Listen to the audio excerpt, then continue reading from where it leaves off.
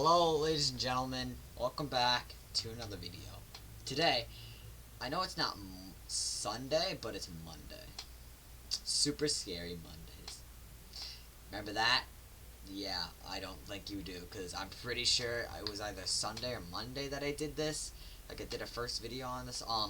Yeah, today we are going to be reacting to top 3 most scary stories. Credits to Dr. Nightmare. I'll try to put his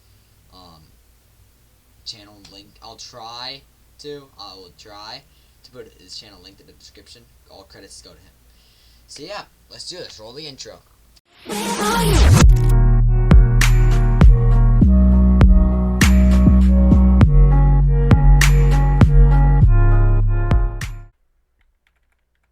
Alright, let's do this. This is like the third time recording this because it echoed. So, well, I only got like not even a full quarter of a minute into it. Yes, again, all credits go to Dr. No Sleep. No, not Dr. No Sleep, Dr. Nightmare, sorry.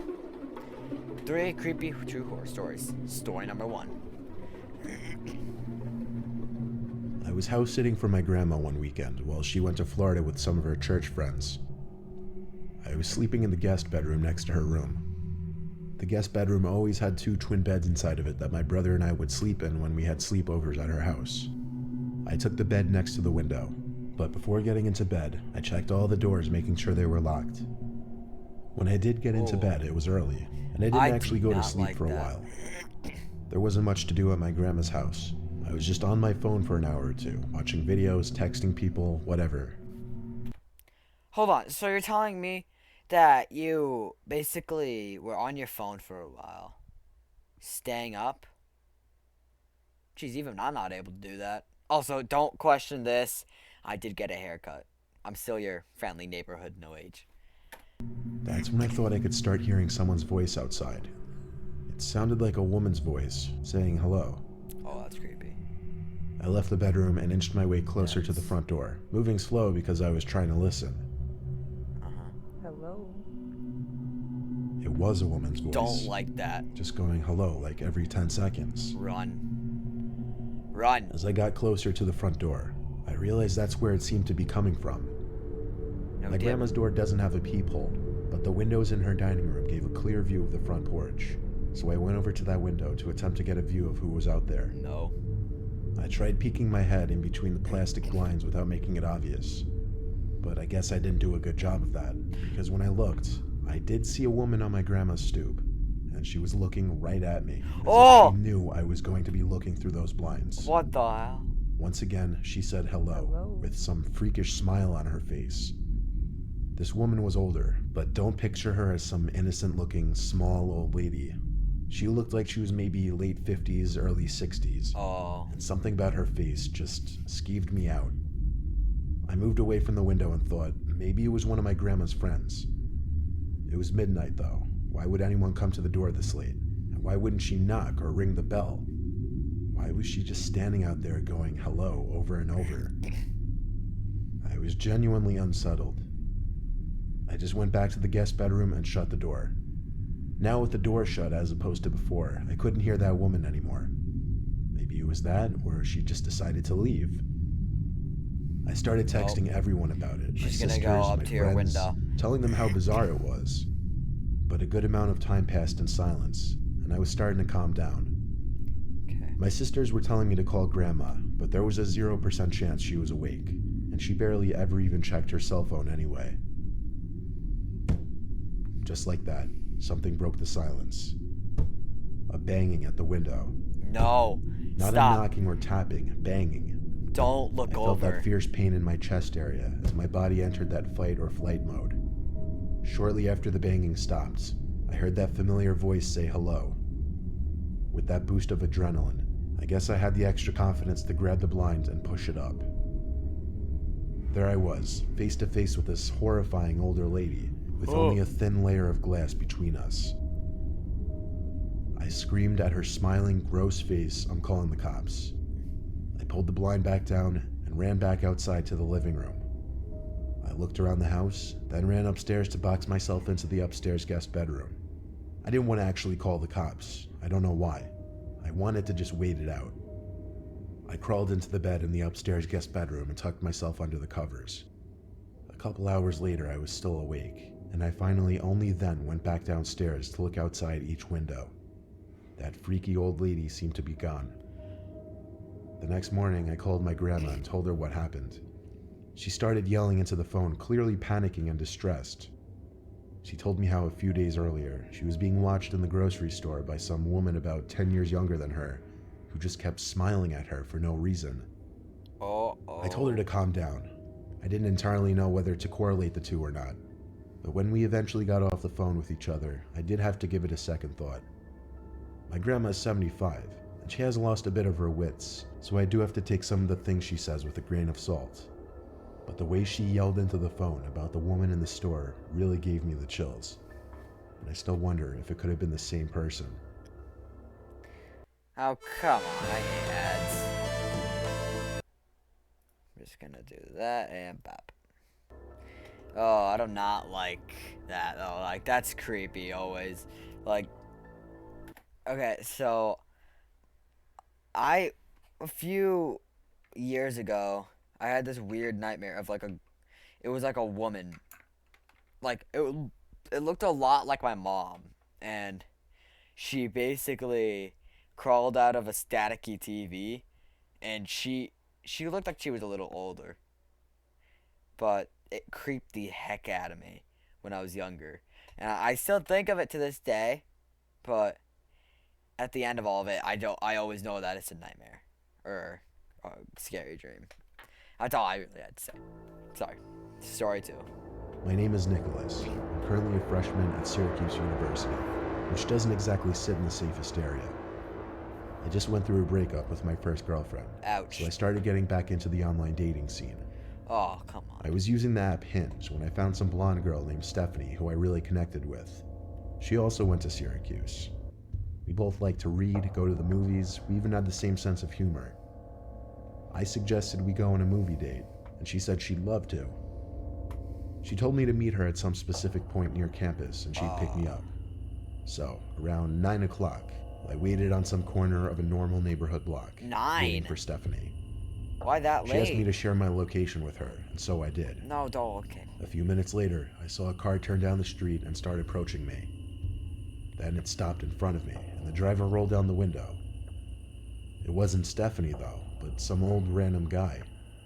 He asked what I was doing alone out here, which was insanely weird, first of all. Then I said I was waiting for someone. He asked if I was waiting for Stephanie, and I said, yeah, how'd you know? He said he was Stephanie's father, and told me to hop in so he could give me a ride to her.